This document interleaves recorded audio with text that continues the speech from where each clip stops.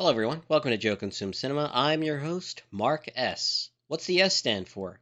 I don't know. And today we have Severance Season 1, Episode 2. So, really good start to this show. I'm very intrigued, by the basic premise. It's rather clever and definitely interesting. I'd say just watching that first episode already got me hooked, and I'm just eager to get right back into it. Some interesting, ethical implications about doing this to yourself and what the overall effects would be on a person living two separate lives, essentially becoming, two distinct people. Also, we have, the nefarious corporation that would put something like this into practice, seeing the benefit to them immediately and probably ignoring the human cost of it. That part makes total sense to me. But yeah, I really just want to get right into this. But before I begin, I do have to talk about, the plan going forward again. So the plan is to do all of season one, get it up on the channel, have it replace the first time reactions to movies, at least for, the foreseeable future, probably like a couple of months. And then when I start future seasons, all of those will be posted up on my Patreon, Joe Consume Cinema, for free as long as you're a member. So the process to joining a Patreon is really quite simple for anyone that hasn't done it before. All you have to do is sign up via email. It takes like maybe 2 minutes, if that. And yeah, those will be posted over there. And it's just a little way for me to draw some extra traffic over there. Even people just signing up as a free member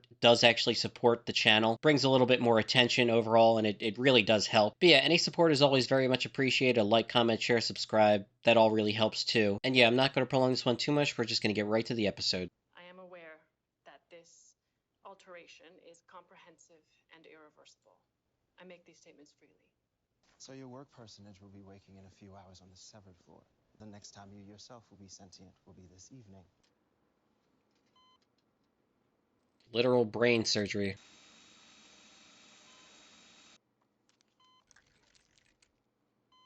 Sorry if I freak out on you a little. It's all very ominous.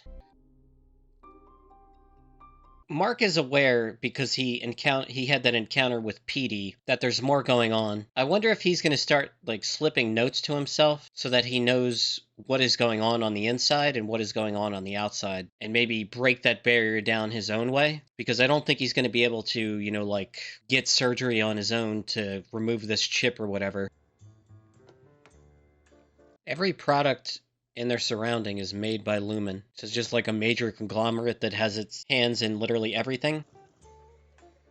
It also really likes the color green a lot.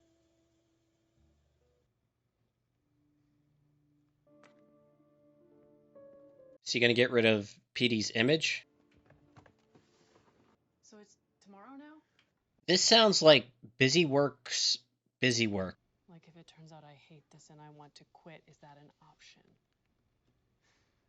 No, you're not in control at all. You can submit a resignation request with your outside self. And good luck getting that approved. And they do tend to be rejected. Since this... I think this is a good time to remind ourselves that things like deaths happen outside of here, not here. A life at Lumen is protected from such things. This is just a weird dystopian existence. Be nice like that. Gratitude. She looks deeply disturbed. Mr. Greener? Come on out. This is embarrassing, but it's my first time training, and I must have just forgotten to go over data smuggling rules with Helly. If Helly tripped the code detectors, that one, it's on me. On you, then. Let's go. Oh, shit. They really are trapped here, and no way to communicate with their other self, so there's no real way to know that they're miserable. Except, I mentioned it before, you might not have the memories, but you might still have the feeling of the memory. You snap out of it after a long day at work. You can't remember what happened, but you feel, uncomfortable, uneasy, maybe even sad. And if you keep doing that over and over again, it starts to leak into your other self. We saw how Mark was crying when he was in the car, coming to work. So you're a doula. Midwife. He's really uneasy. Drinks a lot. Lumen. Yeah, Like half this town. and half of me. That was a joke. I'm in the archives division, sort of a corporate historian, apparently. He drinks a lot. It has a carryover effect. It has to. It makes him feel a certain way. And every person he encounters on the outside always wants to talk about it, so he can't even really escape it. So it's not like he gets the added benefit of, oh, I never have to deal with work. You kind of do all the fucking time, because people keep bringing it up over and over again. Also, they're not supposed to have interaction on the outside, and yet here she is as his neighbor, and they're hanging out, and it hasn't revealed itself. Now, I don't even think she's severed, by the way. I think she's acting. Sort of. She's like getting intel on him.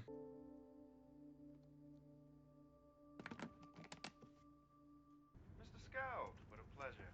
How can I help you? Woke up not feeling terribly well.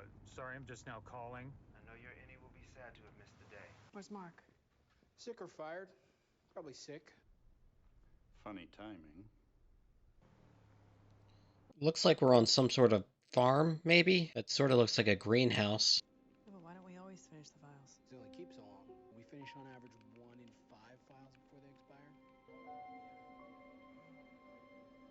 Is this exercise like hypnotizing them?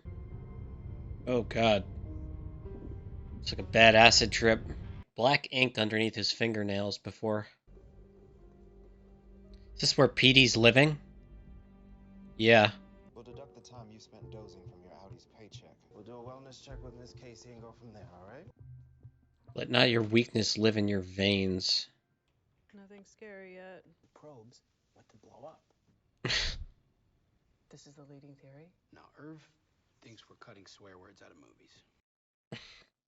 I thought without Severance it would make more sense, but they separate us from the other departments. We don't even know how many there are. I've been reintegrated for 2 weeks now. I've been mapping out the floor. I hid the original for you when I left. You okay? Reintegration sickness. What is it that happens down there that's so bad? I'm afraid all I can be is sorry, and that is all that I am. The fuck is that? That's the break room. Maybe they mean it literally. The break room. The room where they break you. I'm just gonna throw it out there. The fact that I keep seeing all this damn green, maybe that's a reference to Soylent Green. It's made of people. Anybody who's on here. Oh, what the fuck? I didn't know he was in this. I'm Irving, macro data refinement, optics, and design. A 2-person department. Irving? Didn't expect to see Christopher Walken. Nice calming environment, but this lady, something is off with the way she looks. Those are weird cheekbones. What I'd like these facts should be very pleasing. Try to enjoy each equally.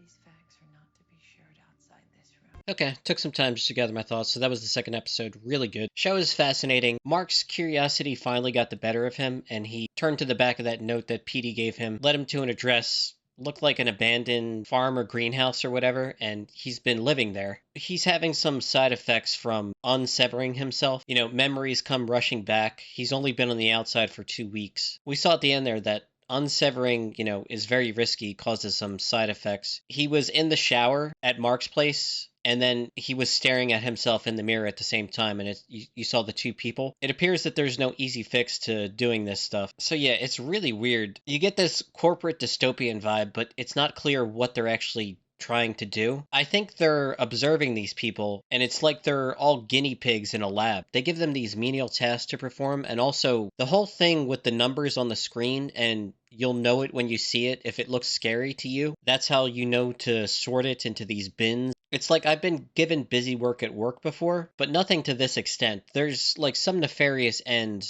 behind all of this. It seems that the bosses are aware of, Mark's strange behavior, him calling out sick, Helly trying to take that note through the elevator door, it setting off the alarm, and then, Mark taking the fall for it. He got put in the break room, and literally that place, I think, is the break room, the place where they try to break you down, because Petey played that tape that he had hidden somewhere of what they make you do, and he had to repeat like this self-defeating sentence like over and over again. The show makes, strange references to religion, and you constantly see the color green I noted that, when I see that over and over again, I think of Soylent Green. We know enough to know that, what they're up to is nefarious. We just don't know what that is just yet. The show is fascinating. I really want to find out the answers to these questions. I was not expecting to see Christopher Walken, but a lot of recognizable faces so far. And yeah, I just don't know where we're going with this just yet.